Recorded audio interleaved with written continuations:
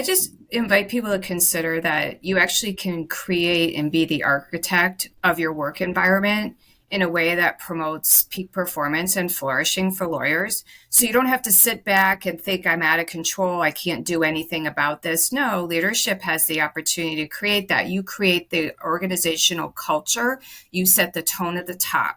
So Yeah. if you want to create a environment that promotes the flourishing and peak performance and extraordinary performance of lawyers, if you choose that, you can do that. And there's a whole field of neuroeconomics and neuromanagement that can assist you in identifying the scaffolding and architecture needed to create that.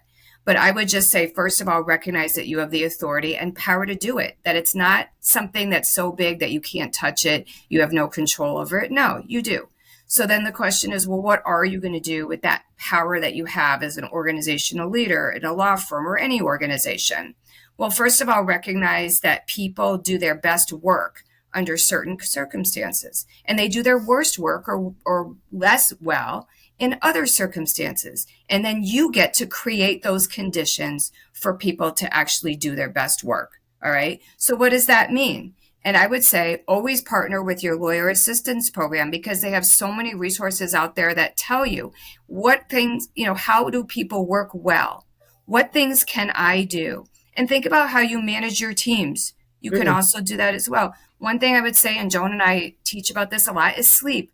You can be a sleep manager for your team.